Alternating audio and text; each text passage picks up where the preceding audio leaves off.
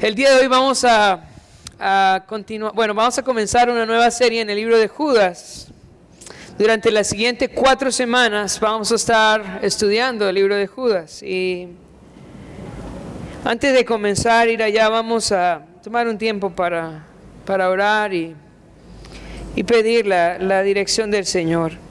Padre, oramos esta mañana. Gracias por cada hermano que trajiste, por darnos la oportunidad, Señor, de estar aquí. Yo quiero rogarte, Señor, que en medio de toda esta dificultad de esta mañana, tu palabra pueda llegar a nuestro corazón. Y que podamos, Señor, a tener corazones abiertos, mentes abiertas a tu voluntad. Háblanos, Señor, habla a tu iglesia hoy, levántanos, anímanos. En el nombre de Jesús oramos, amén y amén. Vamos a ir al libro de Judas. El libro de Judas está justo antes de Apocalipsis. El día de hoy vamos a estudiar del versículo 1 al versículo 4. Y el tema de esta mañana es en defensa de la fe. Judas capítulo 1, versículo 1. Dice: Judas, siervo de Jesucristo y hermano de Jacobo, a los llamados santificados en Dios Padre y guardados en Jesucristo, misericordia, paz y amor os sean multiplicados.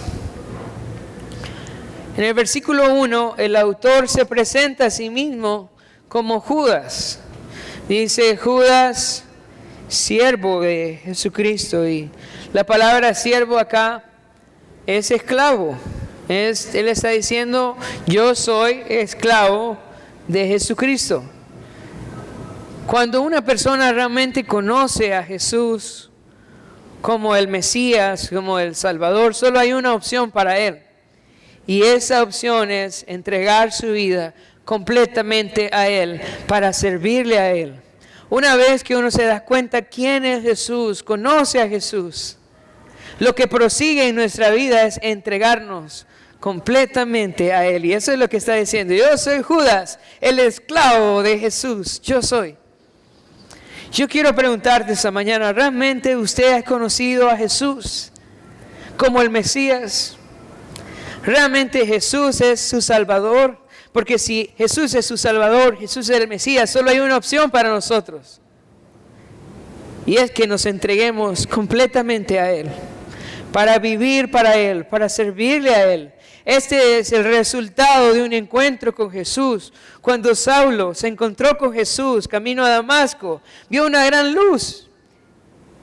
Y Jesús le preguntó y le dijo: ¿por qué me persigues? Y él le dijo: ¿qué fue lo que le dijo? ¿Recuerdan?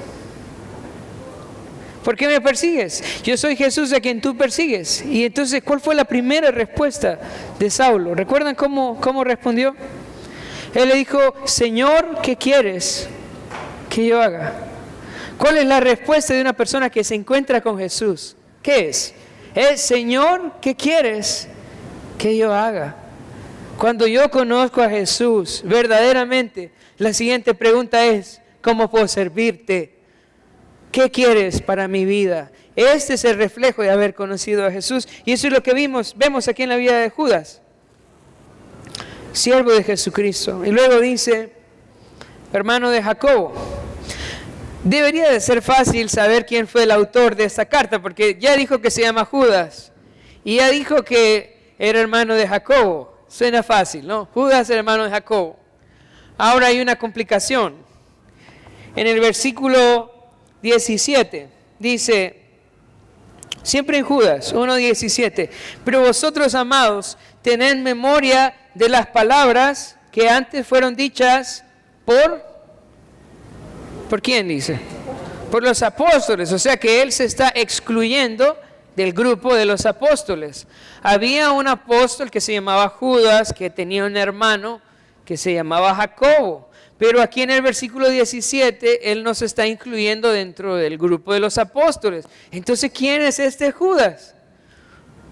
Han escuchado esa frase: sabe Judas, ¿no? vamos a ver quién es este Judas. Vamos a ir a Marcos capítulo 6,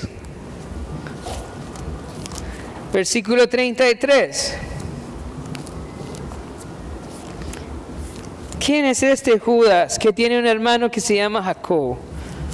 Marcos capítulo 6. Y vamos a leer del versículo 1 al versículo 3. Jesús está yendo a Nazaret, al pueblo donde él creció, a predicar la palabra de Dios, en Nazaret. Dice, salió Jesús de allí y vino a su tierra y le seguían sus discípulos. Y llegando el día de reposo, comenzó a enseñar en la sinagoga, y muchos oyéndole se admiraban y decían, ¿de dónde tiene estas cosas? ¿Y qué sabiduría es esta que le es dada? Y estos milagros que por sus manos son hechos. Escucha eso, dice, ¿no es este el carpintero, hijo de María, hermano de Jacobo, de José, de Judas y de Simón? Y luego dice, ¿no están también aquí con nosotros sus hermanas? Y se escandalizaban de él. Entonces, en este versículo se nos presenta la familia de Jesús. Jesús tenía hermanos y tenía un hermano que se llamaba Jacobo, que fue el líder en la iglesia en Jerusalén. Es el mismo que nosotros conocemos como Santiago, el escritor del libro de Santiago. Y también tenía otro hermano que se llamaba Judas, ¿verdad? Que aparece en la lista. Cuando el Espíritu Santo vino en Hechos capítulo 1, tanto los apóstoles como los hermanos de Jesús se comprometieron en la predicación del Evangelio. Vamos a ir a Hechos capítulo 1. Hechos capítulo 1.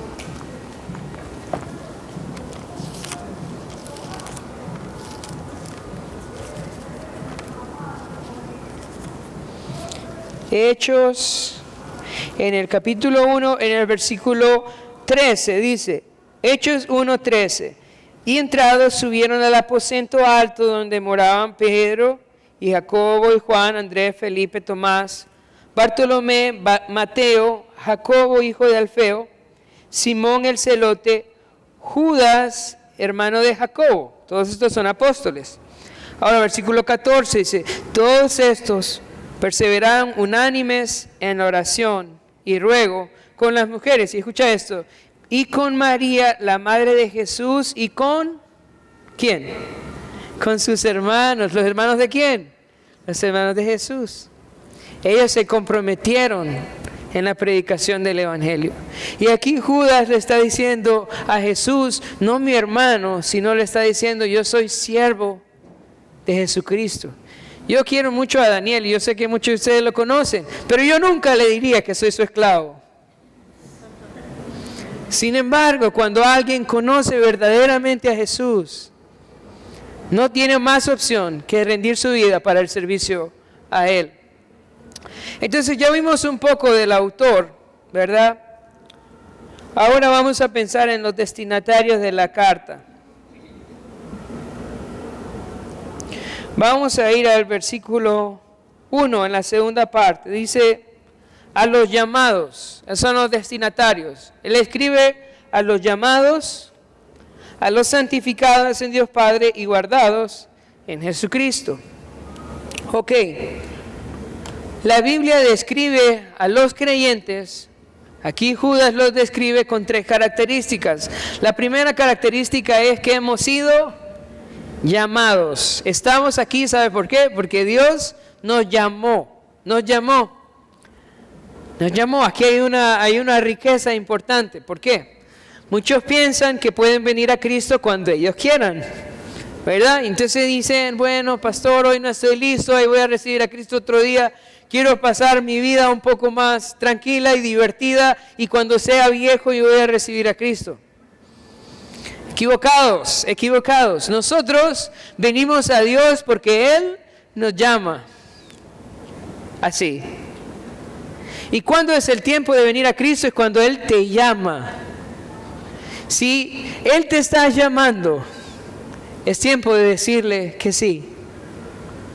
Ahora es la oportunidad de venir a sus pies. Es cuando Él está tocando la puerta de tu corazón. No es cuando tú digas, al reino de los cielos no entro porque yo quiero, entro porque Él quiere, Él me invita. Y yo necesito responder al Señor en arrepentimiento y fe. Si Él está tocando la puerta de tu corazón, es ahora el momento en donde debes recibir a Cristo. No pienses que vas a recibir a Cristo cuando tú quieras. Eso no sucede. Yo respondo a su llamado. La Biblia dice que ninguno busca a Dios. No hay quien busque a Dios. Él nos llama. Y si Él llama, entonces abre la puerta. No es cuando tú quieras. Es cuando Él llama. Y si Él está llamando, necesitas el día de hoy aceptar esa invitación. Entonces, la primera característica de los hijos de Dios es que han sido llamados. Ahora, la segunda característica en el pasaje dice que han sido santificados. Sin embargo, la palabra santificado en otras versiones lo han traducido como amados. Y la razón es porque en los manuscritos más antiguos dice amados. La segunda característica de los destinatarios es que son aquellos a quien Dios ha amado. Muchas veces nosotros cuestionamos el amor de Dios. Y sabes que ese es el trabajo de Satanás. Cuando Satanás está hablando con Eva, le estaba diciendo, con que Dios os ha dicho que no pueden comer de ningún árbol. ¿Qué estaba haciendo? Estaba cuestionando el amor de Dios, ¿sabes? Pero ¿cuánto amor le había dado Dios a Adán y a Eva? Mucho amor. El trabajo de Satanás es poner en duda el amor de Dios. Sin embargo, si usted es un hijo de Dios, hay algo que usted tiene que estar seguro, y es que Dios le ama. El Evangelio. ¿Sabe qué es el Evangelio? El Evangelio es llegar a comprender el amor de Dios. Esto es el Evangelio. El Evangelio no es huir de la ira venidera. El Evangelio es llegar a comprender la grandeza del amor de Dios. ¿Sabes por qué estoy aquí esta mañana? Porque he comprendido el amor de Dios. No me quedé en mi casa porque tengo miedo que Dios me va a castigar porque no vine a la iglesia. Vine porque he comprendido el amor de Dios. Y su amor me impulsa a servirle. Y su amor me impulsa a vivir para Él. Comprender el Evangelio es comprender el amor de Dios. Sin perder la cita, vamos a ir a Romanos capítulo 5. Romanos capítulo 5, versículo 8.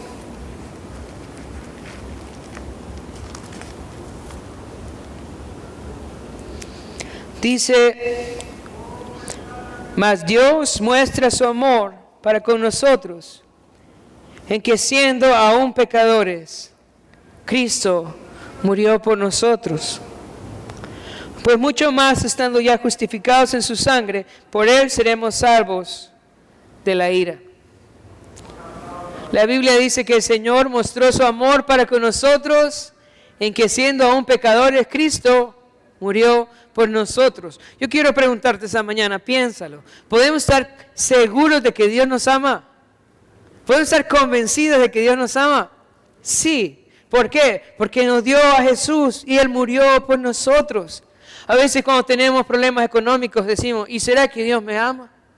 O cuando estamos enfermos decimos, ¿será que Dios me ama? Y cuando tenemos problemas decimos, ¿será que Dios me ama? Si Dios te dio a Jesús, ¿cómo no te va a amar? ¿Sabes qué? Es ingratitud nuestra cuestionar el amor de Dios. Porque Él nos dio ya lo más precioso, que es su Hijo Jesús. Y si nos ha dado a Jesús, ¿cómo no nos dará con Él todas las cosas? ¿Cómo? ¿Por qué dudar que Él va a estar con nosotros en la tribulación, en la necesidad, en la escasez, en la enfermedad? Si Él nos dio a Jesús, sin duda en medio de todas nuestras tribulaciones, Él va a estar con nosotros. Y su amor es evidente en nuestra vida. Así que cuando vengan esos pensamientos de que Dios no te ama, sepa que es el diablo que está trabajando en su vida, porque el amor de Dios ha sido demostrado en la cruz por medio de Jesús y debemos estar seguros de su amor. Ahora, la tercera característica dice, entonces la primera es llamados, la segunda es amados y la tercera es guardados.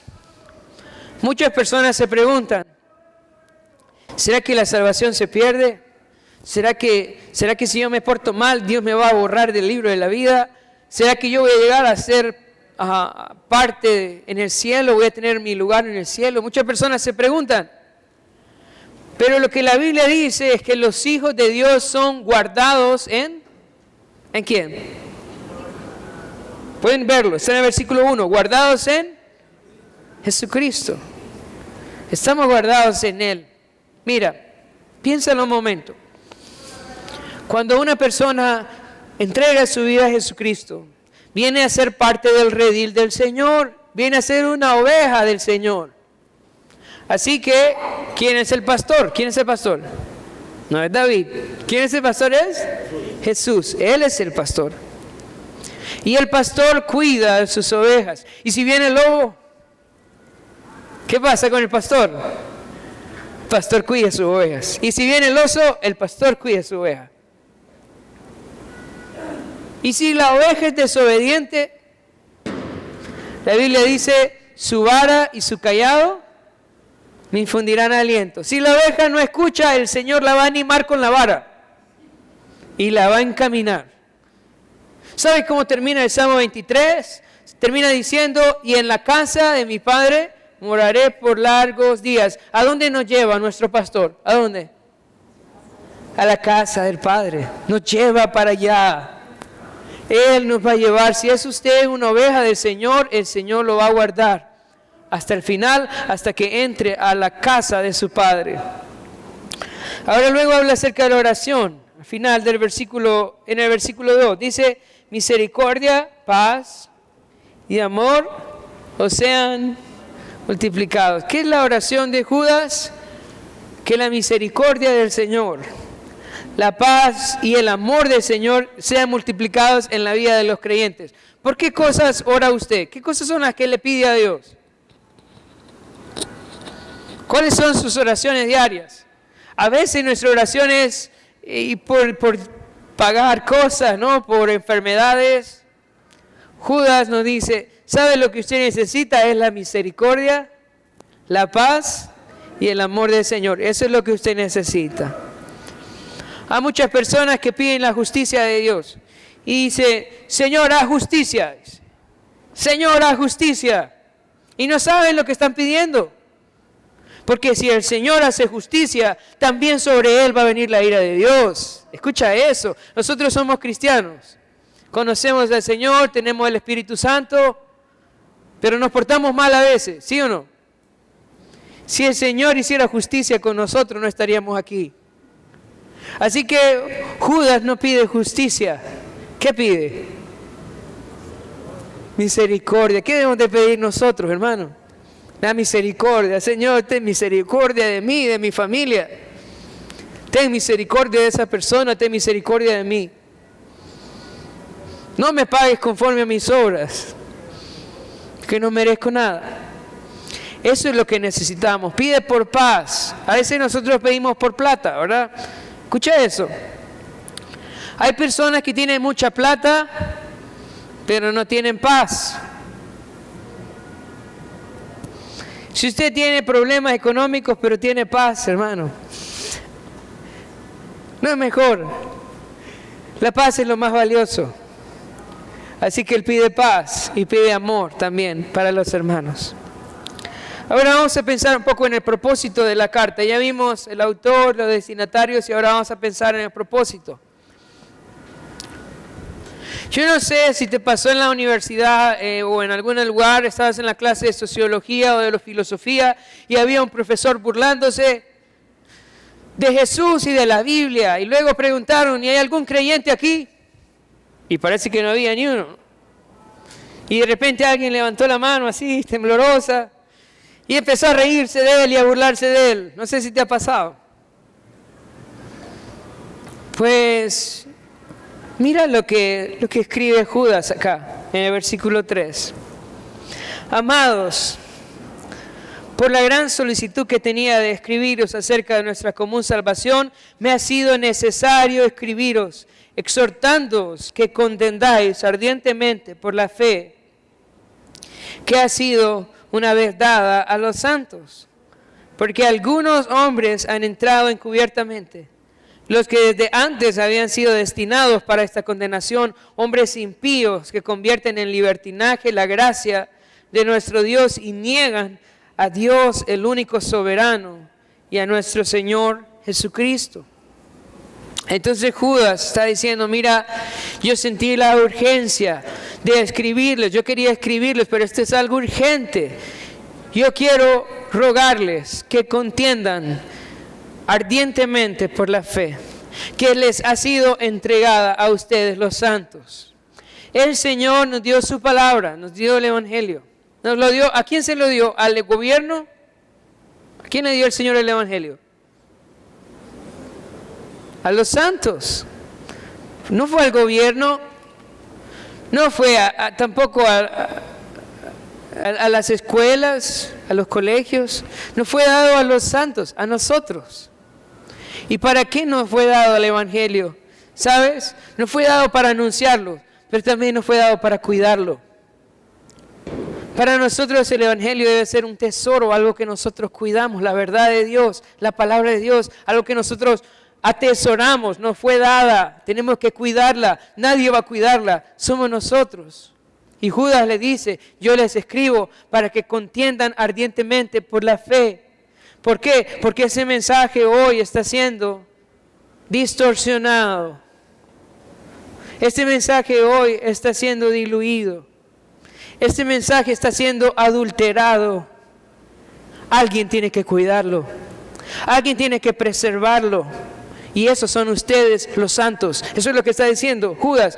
Es su responsabilidad como hijos de Dios cuidar el evangelio de nuestra salvación. El evangelio que nos salva. Ustedes tienen que preservarlo, defenderlo, cuidarlo. Y por esa razón, Él nos escribe. No podemos rendirnos, no podemos quedarnos callados ante la burla de la gente, ante la predicación falsa de los falsos maestros. Necesitamos defender nuestra fe y para eso nos escribe esta carta, Judas. Si nosotros, como iglesia, hermanos, si nosotros no defendemos el mensaje de Jesús, ¿quién lo va a hacer? Si nosotros no levantamos la mano para hablar a favor de Jesús y de su palabra, ¿quién lo va a hacer? Si no nosotros como iglesia, somos nosotros los encargados. Y por eso Judas con gran urgencia está escribiéndonos, diciendo, hey, cuiden del evangelio, cuiden de la fe. Ahora nos va a explicar por qué debemos de hacerlo. En el siguiente versículo.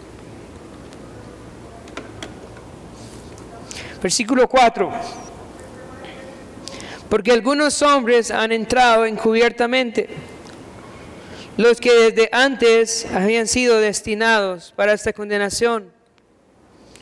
Hombres impíos que convierten en libertinaje la gracia de nuestro Dios y niegan a Dios, el único soberano, y a nuestro Señor Jesucristo. Entonces, estos falsos maestros dice que entraron encubiertamente, la idea es silenciosamente, no pasaron el proceso. Sabe, todo maestro, todo pastor debe pasar por un proceso en el cual él mismo pueda mostrar la pureza de su carácter, de su llamado, en el cual la iglesia también pueda dar testimonio de la obra de Dios en esta persona. Y también en el cual los ancianos y líderes de la iglesia lo reconocen o le dan la autoridad para ser un maestro o un anciano de la iglesia. Sin embargo, estos no pasaron el proceso, sino que se saltaron todo y de repente aparecieron enseñando. No porque tenían una vida, un testimonio, no porque habían sido preparados, no porque habían sido ordenados legítimamente, sino que entraron encubiertamente. Ahora, uno pensaría, pero si son falsos maestros, ¿por qué Dios lo permite? ¿Por qué Dios permite que estos engañadores tengan iglesias grandes, llenas, si solo piden dinero? ¿Por qué Dios permite que personas usen la Biblia para sacar dinero de la gente? ¿Por qué Dios permite que se use la palabra de Dios para manipular a la gente? ¿Por qué? El pasaje dice, ¿por qué? Versículo 4, porque algunos hombres han entrado encubiertamente, los que desde antes habían sido destinados para esta condenación. ¿Quién nos destinó? Dios, ¿sabes? Estos falsos maestros, que cada vez son más frecuentes, son parte del juicio de Dios para las naciones. ¿Por qué? Porque Él envió a sus profetas, Él envió a sus siervos a predicar la palabra de Dios, pero la gente los escuchó o no los escuchó. ¿Escuchó a los profetas de Dios y a los siervos de Dios? ¿Lo escuchó la gente? ¿No lo escuchó? ¿Y sabes qué hace Dios? Entonces levanta a estos mentirosos para que les crean y no alcancen la salvación. Esto es algo que Dios ha permitido. Es algo que Dios ya nos ha anunciado. Una de las señales del fin es la proliferación de engañadores, de mentirosos.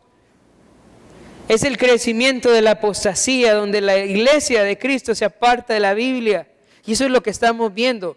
Esto es parte del plan de Dios. Ahora, otra característica de estos hombres es que son hombres impíos. Impíos significa que no temen a Dios. O sea, pueden estar predicando y pecando al mismo tiempo. No tienen temor de Dios. Y su enseñanza tiene dos características importantes. Una dice, convierten en libertinaje la gracia de nuestro Dios. Ellos dicen, Jesús ya te perdonó, no importa cómo vives. Si la salvación es por gracia, no importa si pecas todo lo que quieras, eres salvo. Convierten en libertinaje la gracia de Dios. ¿Sabes? Si has conocido a Jesús, ahora debes vivir para Jesús. Todo aquel que te diga que no importa cómo vivas, que la gracia de Dios te va a cubrir todo sin importar cómo vivas, es un falso maestro. Eso no es lo que enseña la Biblia. Sin perder esta cita, vamos a ir a Efesios 5.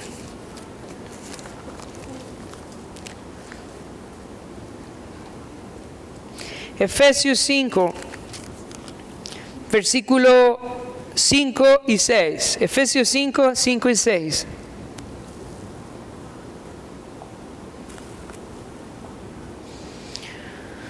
Porque sabéis esto, dice, que ningún fornicario o inmundo o avaro que es idólatra tiene herencia en el reino de Cristo y de Dios. Versículo 6. Nadie os engañe con palabras vanas, porque por estas cosas viene la ira de Dios sobre los hijos de desobediencia. Está diciendo, ¿sabe? Que nadie te engañe si te dice que siendo un fornicario, un avaro, un idólatra, ¿cuál es la lista? Es que nadie te engañe diciéndote que si sos fornicario o inmundo o avaro, no importa. Que nadie te engañe. Si eso es tu vida, entonces no tienes herencia en el reino de Dios. Eso es lo que está diciendo Pablo acá. Si nosotros realmente hemos alcanzado la gracia de Dios, entonces necesitamos despojarnos del viejo hombre. Ya no podemos vivir igual. Todo aquel que te enseña que la gracia de Dios justifica todo tu pecado y tu rebeldía contra Dios, te está mintiendo. Por eso es que Pablo dice, nadie te engañe. No es cierto. Si ahora has venido a la luz de Cristo, entonces camina a la luz del Señor. Entonces la primera característica es esa. Ahora, ¿cuál es la segunda característica? Vamos a ir a Judas. Primero es que convierten en libertinaje la gracia de nuestro Dios. Y segundo es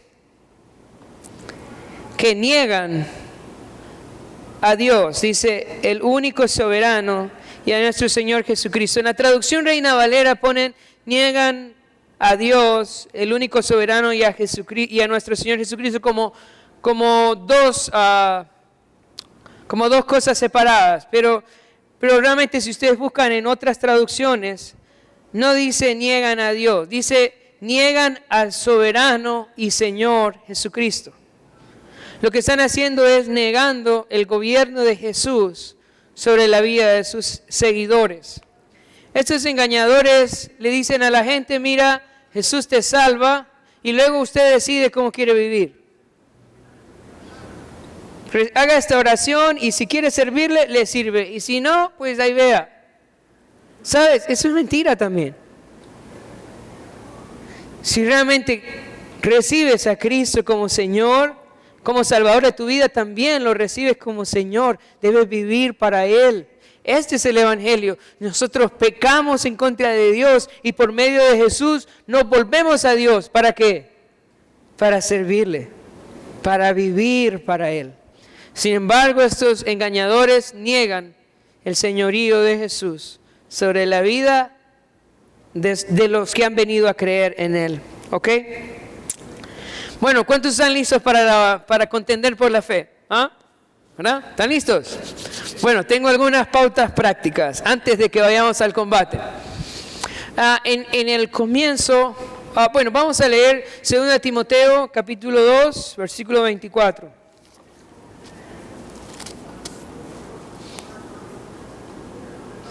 Segunda Timoteo 2:24 dice,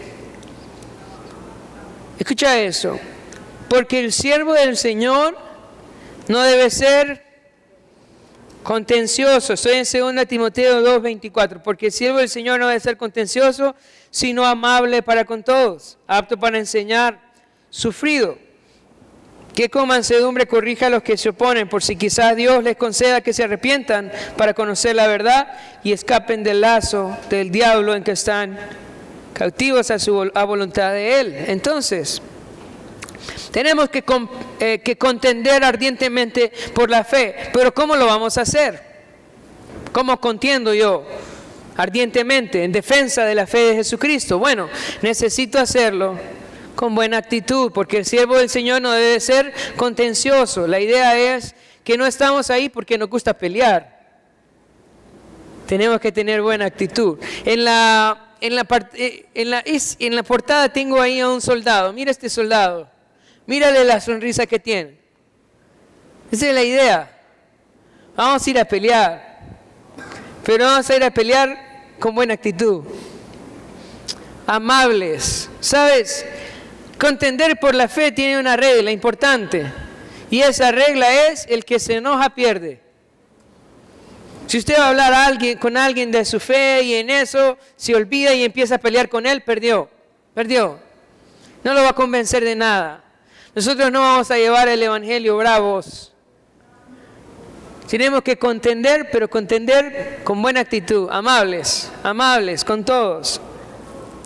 Luego sigue diciendo, versículo 24, porque el siervo del Señor no debe ser contencioso, sino amable para con todos. Y luego dice, apto para enseñar. Eso quiere decir que está preparado. A veces estas personas tienen argumentos fuertes y uno no sabe qué decir. Lo dejan sin palabras, hasta confundido. ¿Por qué? Porque no se ha preparado. Mira, los no creyentes tienen grandes preguntas. Yo quiero decirte que la Biblia tiene grandes respuestas también. Pero necesitamos estudiarlas. Si queremos contender con la fe, necesitamos estudiar la Escritura, ser aptos para enseñar. Siguiente característica, 2:24, porque el siervo del Señor no es ser contencioso, sino amable para con todos, apto para enseñar. Y luego dice, sufrido. ¿Y qué significa sufrido? ¿Qué significa sufrido? ¿Sabe qué significa sufrido? Que aguanta. Miren, hermanos, si usted está compartiendo con un no creyente y el no creyente lo insulta y usted lo insulta a él, perdió. Ya no hay más. Se acabó. Perdimos la batalla. ¿Cuál es la idea? Que te tratan mal, te insultan. Y que usted le diga, sí, pero no se enoje, hombre. Estamos hablando de la palabra de Dios, no se enoje. ¿Eh? Sufrido.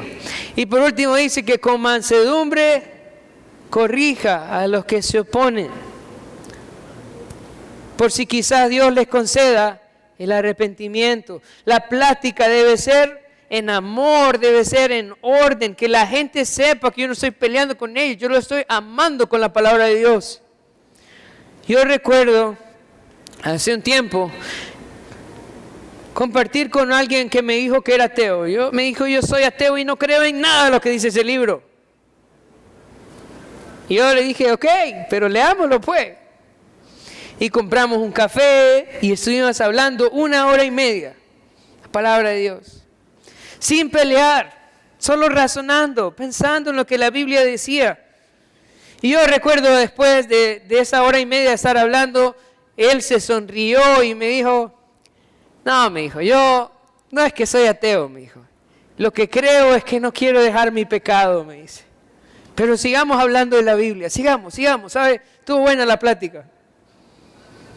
¿Cuánta gente hay así? Que está ahí con una máscara de que no cree nada, porque lo que quiere es pelear. Y cuando llegamos con amor a hablarles de la palabra de Dios, Dios descubre lo que hay en su corazón. Algo importante cuando defendemos la fe es tener la meta clara. ¿Cuál es la meta cuando yo defiendo la fe? ¿Cuál es la meta? La meta es que esa persona venga al conocimiento de Dios. Mira, normalmente cuando hay a veces conversaciones sobre la fe, perdemos la meta y pensamos que la meta es demostrar lo ridículo que son sus argumentos. El argumento de la evolución y cualquier otro argumento que los ateos hablan acerca de Jesús. Y lo que queremos es destruir sus argumentos y decirles que no saben nada y mostrar cuánto sabemos nosotros. Pero eso no es la meta. Si yo lo avergüenzo y le muestro que está equivocado en todo y que yo tengo la razón en todo, ¿qué gane? No gane nada. ¿Cuál es la meta entonces? La meta es que se arrepienta. Eso es todo. La meta no es avergonzarlo. La meta no es mostrar que es ignorante. La meta es que el Señor le concede el arrepentimiento y para eso debe hacerse todo en oración, con humildad, con amor. ¿Están listos para defender la fe, hermanos? Ánimo esta semana. Que el Señor nos dé oportunidades. No nos quedemos callados. Si nosotros no hablamos, ¿quién va a hablar de parte de Jesús? Somos nosotros. Ánimo en su trabajo, en la universidad, en donde esté. Hablemos del Señor. Defendamos nuestra fe. Vamos a orar.